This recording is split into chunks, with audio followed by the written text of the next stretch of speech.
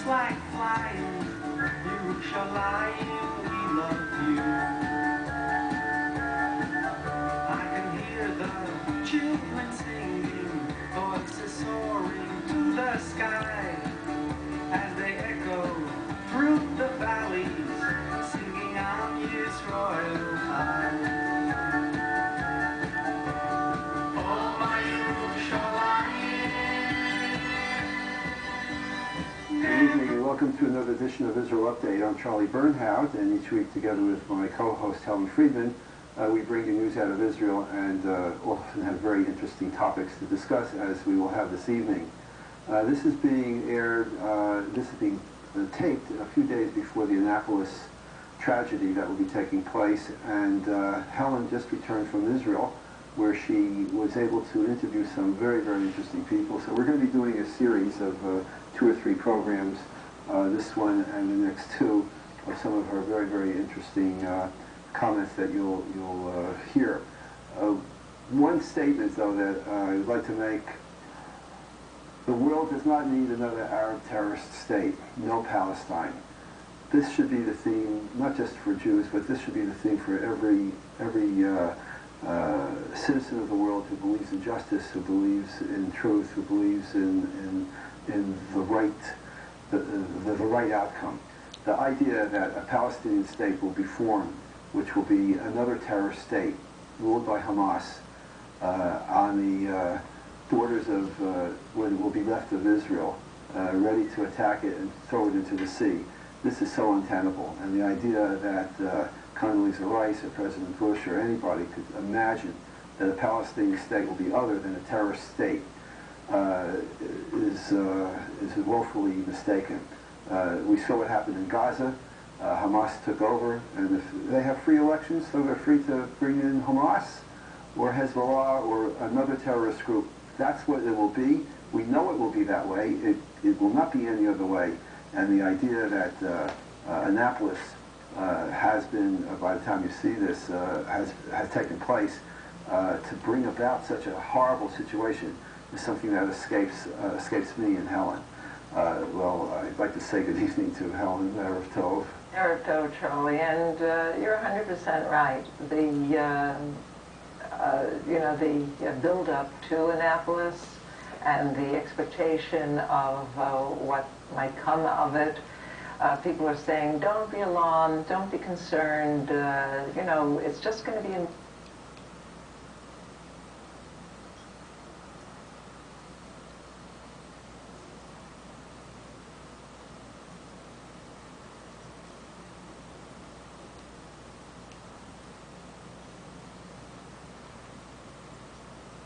Israel. This is a community that's destined to be eliminated if, God forbid, this giveaway plan is implemented. And hear what they have to say. Okay, so let it roll. Then the entire state of Israel goes. See, I don't look at this as a Shiloh problem.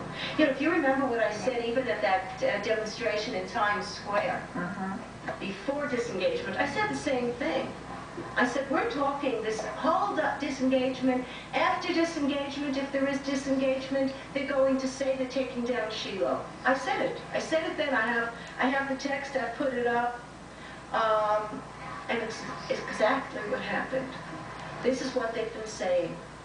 And I said, it's not about Shiloh, because if this area goes, God forbid, becomes Arab, there is no state of Israel.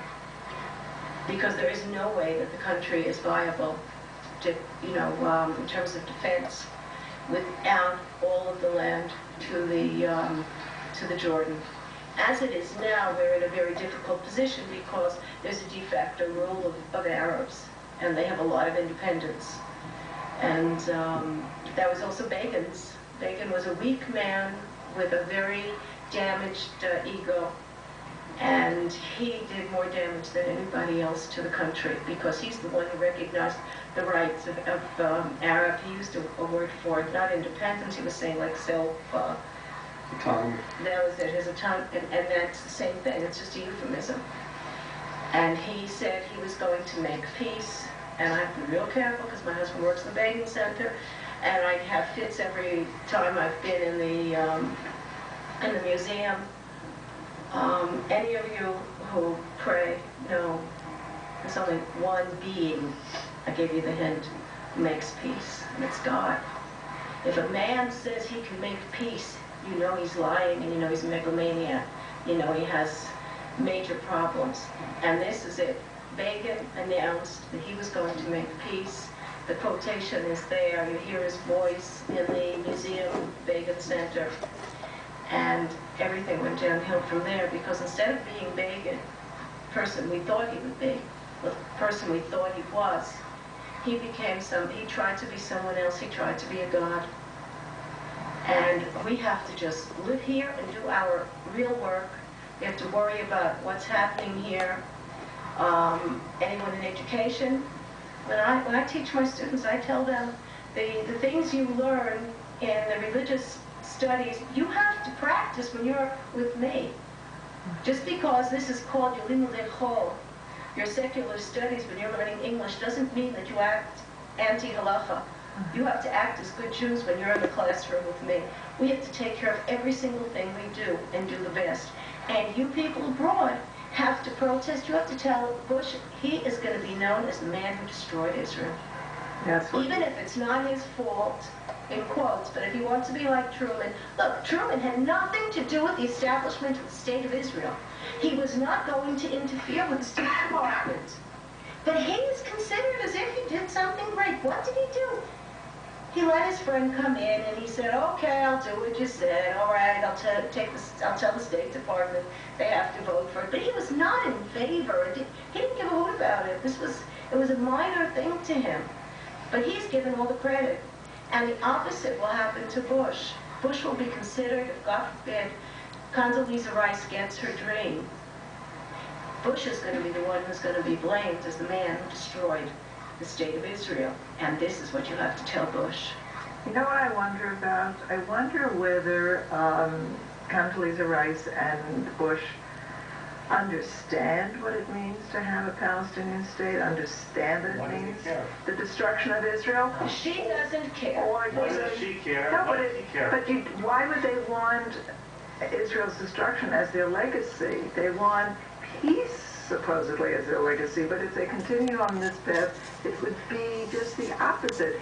Do they understand that, or why don't they? I think that Condoleezza Rice considers Israel, I mean, as I said before, she is an American black with every single chip on her shoulder, agenda, and all the hate and anti-Semitism that your typical ghetto black has, and blaming Jews. She doesn't care what happens to Israel. I don't think Bush cares, but he cares about what people say about him. He's part of a family that wants to be in power, because if he's blamed for the destruction of the State of Israel, then his entire family is going to be blamed for it. And that could bother them. And that he has to understand. Moshe Belogaradsky is here with us also at Batya's home in Shiloh, and he lives here in Shiloh too with his wonderful daughter Chaya, who has been on our program in the past, and we're so happy that she's here today. But Moshe, you said that you